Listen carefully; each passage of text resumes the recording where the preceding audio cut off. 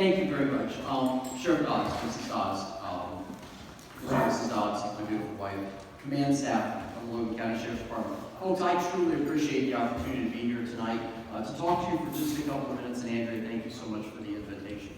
My position is I am the first responder liaison to Ohio Mental Health and Addiction Services, which is a great gig. I work downtown Columbus, and I have about 100,000 first responders in the state of Ohio that I'm hoping to help advocate for at the state level. So that's police, fire, EMS, corrections, dispatch, and Ohio-based law enforcement. It's a really, really great job. Again, having been in this position since December of 2018. Just the advancements that we've seen, the programs like this, where we have Sheriff here this evening. I was up in Hancock County last Friday night. Sheriff Logan joined us. That's a big change. You know, I started in law enforcement in 1982 at the Lima Post, and it has really changed in the way we look at the mental health and taking care of our folks and recognizing the assets that Sheriff has in the room. And Sheriff and I have had a wonderful time speaking this evening during dinner, and you can tell when you talk to the Sheriff about how much he genuinely appreciates the efforts and everything of the folks that work for the Logan County Sheriff's Department, and how much he appreciates your efforts and all the great work that you're doing. We even joked about the fact that, you know, people sometimes wonder how departments like Logan County Sheriff's Department and some of these other departments can do everything that you do in the community. And you heard Sheriff just give some of your accomplishments last year. On the amount of money that you do it. One of the things we talked about is being efficient and everything else, and I said, but the service is also about good people. And he agreed 100%. So, you know, being able to see these changes in law enforcement. You know, when I came on, I remember being told by a supervisor, this is the job. This is what it is. You know, rub dirt on it, it'll make it better. Even worse, we were told way back in the day, if it was a bad day, have a drink. If it was a really bad day, have more than one. We encouraged an entire generation of alcoholics that did not need to be encouraged. But we did it anyway because that's what we knew. That's what we knew at the time. But now we recognize that we need to take care of our folks as our most valuable asset. So I'm just going to talk to you for a couple of minutes because this evening is about those officers, those personnel that are listed in your program tonight that went above and beyond last year. And we all recognize, anybody that's ever been in that position recognizes that there's been great accomplishments by everybody on the Logan County Sheriff's Department in the past year. Some folks are going to be recognized tonight. I certainly don't want to tie up any more time before we get to recognizing those folks. But there are a couple of things I would like to talk to you about. And the biggest thing I'd like to talk to you just for a couple of minutes is what we call self-care. It's the importance of taking care of yourself. So in my job, I'm constantly talking about traumatic and critical incidents. And I would like to define for you what we at OMAS and what I as the first responder liaison consider to be a traumatic or critical incident. And the answer is yes. And I say it that way because of this. If it is traumatic or critical to anybody on this department, whether it is to anybody else is irrelevant. Whether it would have been last week, whether it will be next week, is not important. It is traumatic or critical to that individual at this time. The mental health folks always like me to say, you're having a normal reaction to an abnormal circumstance. Well, I can't leave anything alone, so I add to it for you right now. So you're having a normal reaction to an abnormal circumstance for you right now. Now, there's two things that take us out in public safety. There are bears and there are ducks. Now, in law enforcement, a bear could be the use of deadly force fire against an officer. It could be a particularly horrific crime scene. It could be a mass casualty incident. There's any number of things that qualify as a bear when you're in law enforcement. And if you're taken out by a bear, it's loud, it's bloody, it's exciting, it's violent, but it's over quickly, and usually it's a one-shot deal. And fortunately for many of us in our careers, while some people might disagree with us, we don't have a lot of bears. Gratefully, we don't have a lot of bears. And some of us might not even think we have any bears. The other thing that takes us out are ducks. And if you're taken out by ducks, it's not loud, it's not bloody, it's not exciting, it's not particularly violent. It takes place over a very long period of time. But the end result is exactly the same. Now, if we're smart, we pay attention to bears. Now, my wife will tell you a story of one time where I had to go take a picture of what I thought was a baby bear, and it wasn't as baby as I thought. But as a rule, most people are smart enough to take bears seriously. Nobody takes ducks seriously. Nobody worries about ducks. Nobody thinks about ducks. But over 10, 15, 20, 30 years of a career in law enforcement, those ducks all begin to add up. And I would venture to say for most of the folks in this room that serve in a law enforcement capacity, who think that everything's just the same as it was when they first come on, let me talk to those people in your life, those people that share those hours that you're not at work with you, and let me ask them that same question. So again, kind of a recurring theme. Bears and ducks, normal reaction to abnormal circumstances for you right now. So one of the things that we've been trying to do is we've been trying to provide programs around the state of Ohio to provide training for first responders, including we do a program called Crisis Awareness, where we come in and we talk about the possible physical, emotional, cognitive, mental effects of a traumatic or critical incident. I tell everybody, tell me about your event. Give me 20 minutes in a computer, and I'll find 3 other officers in 2 other states that will tell me almost exactly the same story. Different location, different names, but the reactions will be almost the same. And that's not to take away from anything that any of you have dealt with. It's just to let you recognize that you're not alone, that you're having a normal reaction to these situations that you deal with. We also offer a course called QPR, Question, Persuade, and Refer. It is a national program that is a suicide prevention and awareness program. I'm sure that you probably heard just this past weekend, we had a law enforcement suicide in the state of Ohio. Last year in the state of Ohio, we had 7 law enforcement suicides that we admit to, and 7 police or fire EMS suicides that we admit to. And you might wonder why I say it that way.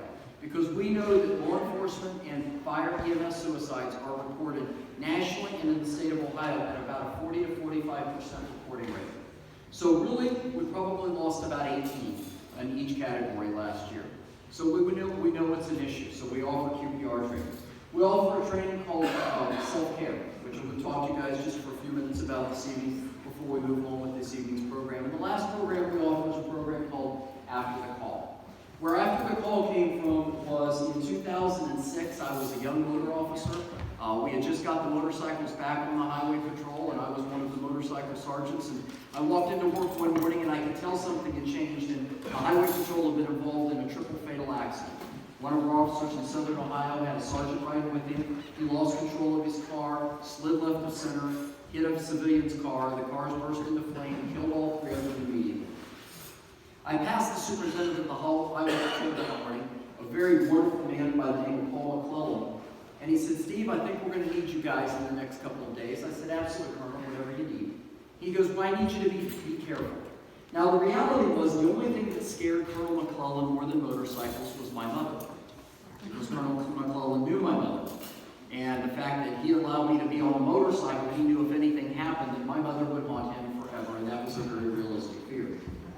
I said, "Colonel, we're always careful." And I shook his hand. But here's what I didn't do. I didn't ask Colonel McClellan if he was okay. Because in our world, sergeants don't ask colonels if they're okay. That's just not what's done. Steve could have asked Paul, and Steve didn't ask Paul. So we created the After the Call program. What does the department do when they've lost somebody to line of duty, accident, or suicide? And I had plans to go meet with a friend of mine. He had been a young deputy sheriff in Franklin County when I was a young trooper. We were going to sit down and we were going to talk about the program, and then he lost 2 officers in a domestic violence call in the city of Westerville. Several weeks later, I got a phone call from Chief Morbitzer's secretary. He said, "Chief, would like to know if you could come in and talk about that program." I said, "Absolutely." So I went over and we talked about the program, and then the chief asked me to present it to his command staff and to the staff of the Westerville Fire Department. One of only 2 times in this position I've actually been nervous. The program is what does an agency do? Because we don't want to wait until that bad thing happens, until we start trying to plan on what to do. So we talk about a number of things. We talk about what do we do with the unit number? What do we do with the equipment? How many American flags do we buy? What do we do? How do we take care of our dispatch personnel? I really appreciated the fact that Sheriff tonight talked about the importance of his communication staff. I started communications with the Highway Patrol. That's how I met my lovely wife. I hired her as a dispatcher. She loves when I tell you guys that. But communications, those are the true first responders. So how do we take care of our dispatch personnel when we've lost somebody to line of duty? So we offer these trainings. The trainings are completely free of charge. I've been traveling all over the state of Ohio talking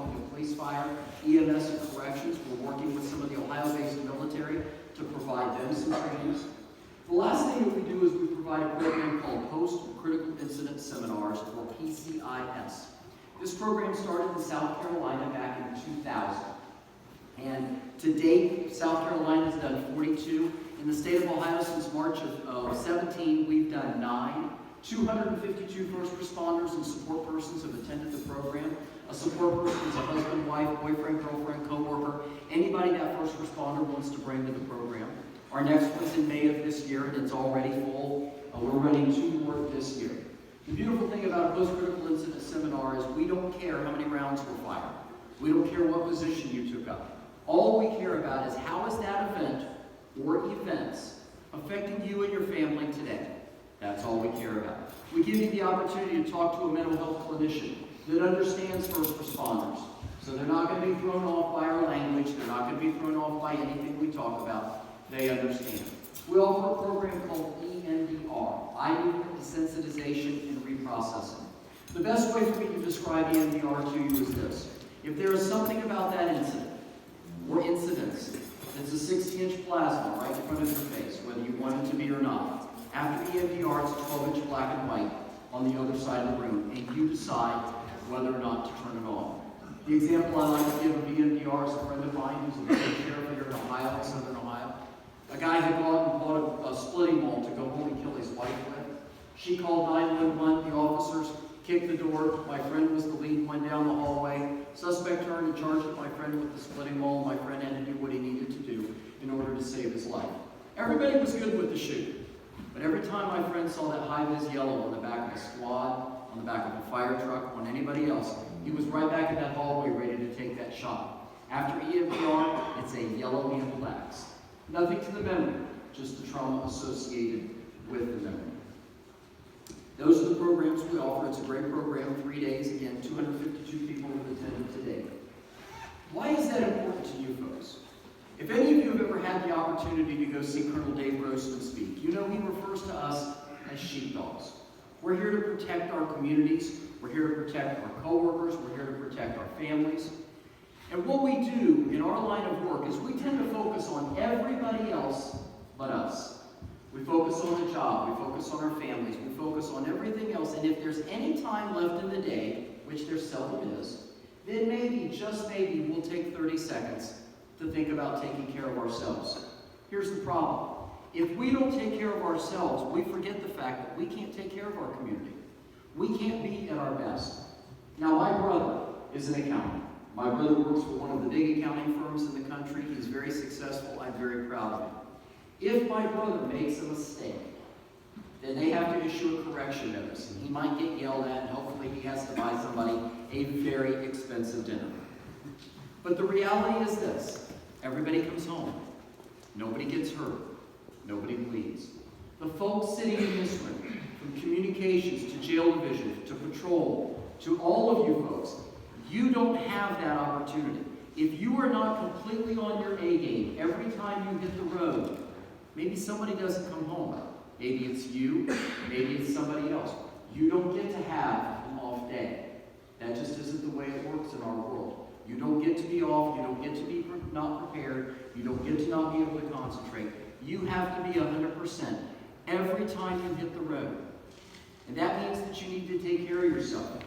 Now, the last time you were on an airplane, and everybody ignores the safety briefing because we all know how to put on a seatbelt, and we all know that the exits are located here and here. You know, they actually do that in like flight attendant school. They teach them how to do that. We all know that. But there's a part of that safety briefing that sometimes we don't pay attention to, but we should listen to. In the event of an emergency, oxygen masks will fall from the ceiling. Please put yours on before you attempt to assist anybody else. And why do they tell us that? Because if we're not able to be in the fight, we can't take care of anybody else there. If we become incapacitated, we can't take care of anybody else there. The Logan County Sheriff's Department has 86 full-time staff, 12 reserve staff. Sheriff needs those 98 people plus himself every single day. He can't afford to lose a single one of you. Not in a community that's growing, not in a community that takes as many calls for service as Sheriff was talking about a second ago. So you have to take care of yourselves. Now, for the last 4 years, I've traveled around the state of Ohio, and one recurring theme I've heard is, my agency doesn't care. And you know what? They're 100% correct. There's not an agency in the world that cares, including the Logan County Sheriff's Department. Do you know why? Because it's an agency. It can't care any more than your car, any more than your radio, any more than your pistol or any other piece of equipment you have. The agency is incapable of caring. However, we keep holding our agencies up and expecting our agencies to care about us. It is the people within the agency, the people in this room, the people that are going to be recognized here in just a few minutes that went above and beyond. Those are the folks that make the decisions. Logan County Sheriff's Department was here before any of us in this room, and it will be here long after we're all gone. And I have always told people, if something had happened to me in the line of duty, the highway patrol would have been, let's get back to work. Because that's what it has to do. That's what we have to do. So it's about taking care of yourselves. For the spouses in the room, for the significant others, you have double duty. Not only are you taking care of us, but you have to take care of yourselves as well. Because don't let us become overwhelming to you that you're not taking care of yourself, because then when we really need you, and we do, whether we admit it or not, when we really need you, we need you to be 100%. We need you to take care of us. Do you guys ever notice that guys will do this and girls don't?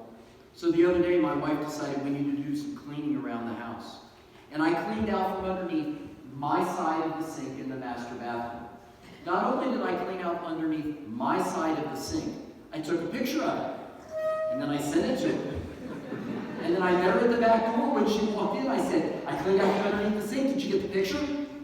I saw you sent something, but I didn't open it. I cleaned up underneath the sink, and I also did, I got the laundry, and I did this, and I did that. In other words, yes, I helped take care of the home that we share together.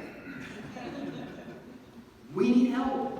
I'm sorry, we do. So for those of you in this room that are here tonight with a first responder, I thank you. I thank you for the unique detail you have and the unique duties that you have in serving and protecting the citizens of Logan County, because while you're taking care of that first responder, you're helping that first responder take care of the citizens and the co-workers here in Logan County. I want to finish up with just one thing really quick, because again, I want to get on to what the evening's really truly about.